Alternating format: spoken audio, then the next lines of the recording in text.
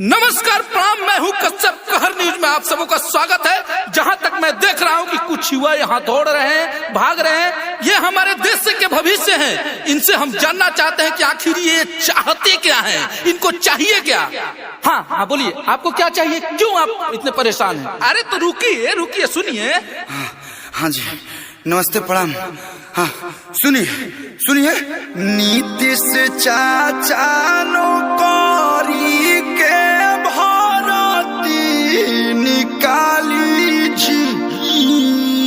लगलब्बी से ना सुर में कोई बो भैया आबो ADR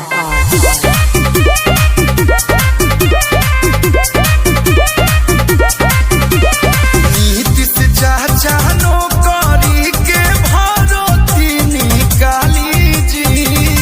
अरे दया के बोला, नीतीश चाचा नौकरी के भरती निकाली जी।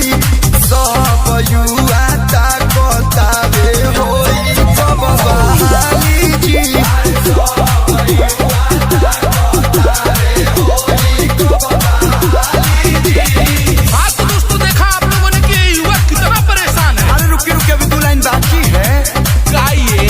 अगुआ ना चढ़ता रे हमारा दुआर जी। समस्या तो बड़ी जटिल है। अरे अगुआ ना चढ़ता रे हमारा दुआर जी। तो कोई से के बड़ी बोली वंश परिवार जी। अरे कोई से के बड़ी बोली कुल खानदार जी। ये तो बात तुम सही बोल रहे हो। अरे ये मैं क्या देख रहा हूँ, हमारे देश की बेटियां भी दौड़ रही हैं, मेहनत कर रही हैं। कैमरामैन फॉलो मी, सबको फ्रेम में रखो, कोई कंटा नहीं चाहिए। आइए इन लोग से पूछते हैं कि आप लोग क्यों इतना दौड़ रही हैं। फिटनेस के लिए। मैं आप लोगों से कुछ पूछना चाहता हूँ। पूछिए। ये जो सारे युवा दौड़ रहे हैं नौकरी के लिए, फिर भी इन लोगों की सरकारी नौकरी नहीं मिल रही है, इन लोगों के बारे में आप क्या कहना चाहती हैं? अरे ये सब दिखावा है, इनकी सच्चाई मेरे से सुनिए। हाँ हाँ सुनाइए। पढ़ के बेरी स्कूलिया के घुमला तू पीछे। तू देखले बारू। पढ़ के बेरी स्कूलिया के घुमला तू पीछे। 10 गुली डंडा अरे खूबसूरत हो जाए प्यार। 10 गुली डंडा खेलला पेपरा के नीचे। 10 गुली डंडा खेलला पेपरा के नीचे। नया मीडिया भैया ये झूठ बोला दिया, माइकवा है ले आई। हाँ तो तुम सच बताओ, क्या बात है? देखी, हम एगो लड़की से बेपनाह मोहब्बत करत रही। बियाह सेटे होके वाला रहे, लेकिन मैं पट्टीदार गोतिया दे आदमी मिल के हमार बियाह काट दिला। कल से लड़का नौकरी ना करेला। अब वही घड़ी से दिल टूटल बा। सरकारी नौकरी खातिर दौड़त नहीं, देखी हो जाए तो ठीक, नहीं हो तब का कर सकी। So sad। अरे ये झूठे लफंगे ऐसे ही बोलते हैं, दिखावा करते हैं। दिल टूटने के बाद कोई ऐसे करता है क्या? देखो दिखावा। झूठ नहीं की बोलत। तू शहरी, हम शहर के सोच रखेलू। हमनी के देसी खाटी मरद देहाती हो जा। अरे कुछ मिजाज में बताओ ना, बताओ मिजाज में बताओ। अरे तहरा शहर में संडे मंडे ट्यूसडे होला, और हमनी के यहाँ सोमवार मंगल तवार होला। आ तहरा के यहाँ खाना में इडली डोसा सांभर चाभेलू, हमनी के लिट्टी चोखा अचार होला। और शेर आ तहन लोग के दिल टूटेला तो तहन लोग सैड सॉन्ग सुनेलू लोग। के कर जुबिन नौटियाल के कौन होला? नैका बेदर्दी से प्यार। चुप कॉपीराइट आ जाएगा। अरे तहन लोग के दिल टूटेला तो तहन लोग सैड सॉन्ग सुनेलू लोग, और हमनी के दिल टूटेला तो हमनी के कपार पर यूपीएससी के भूत सवार होला। इलाहाबाद जाओगे क्या बाबू? गलत बात, जोगी बाबा ने प्रयागराज रख दिया है। तो सिर्फ नाम ही चेंज करेंगे, वैकेंसी।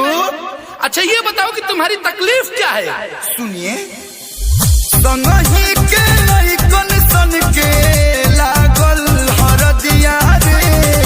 कोहिया ले चढ़ी हमारा, क्या? कोहिया ले चढ़ी हमारा बड़ी बरदिया रे। कोहिया ले चढ़ी हमारा। What do you mean हरदिया बरदिया? तो सुनो, माही बाबू ताना मारो सूठे दरदिया रे। कोहिया ले चढ़ी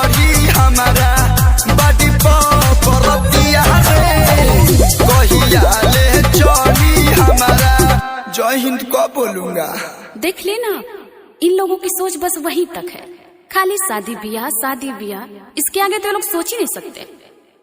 ए मैडम लगलू बने है, सुना पढ़ल लिखल मजबूरी बा लेकिन शादी कोइल जरूरी बा। मैं क्या छीना था यार। हाँ मैडम बोलिए, आप क्या बोल रही हैं? बियाह करवाए बाबू, बियाह करवाओ, 4-5 गो लइका पैदा कोके सबके तबाह करवा, जिनगी भरवा।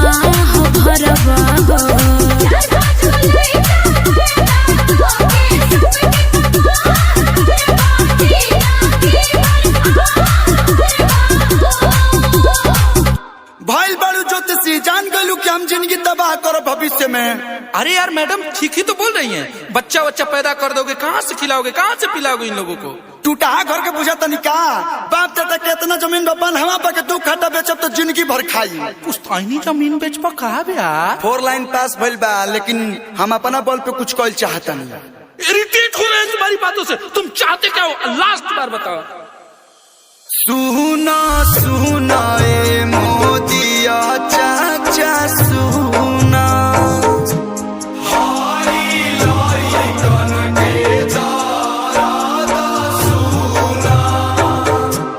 केहू चाहत नहीं थे प्राइवेट दामाद हो, सरकारी सब डिमांड करता। सुना सुना ए मोदिया चाचा सुना।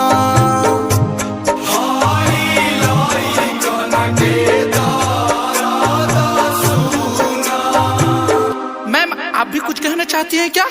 नो कमेंट्स। ओके। ए रिपोर्टर साहब यार आई। हाँ बोलिए। ई न्यूज़वा कौन टीवी चैनल पे आई? यूट्यूब पे। पंकज भैया तनी देवल लॉन्ग लाता।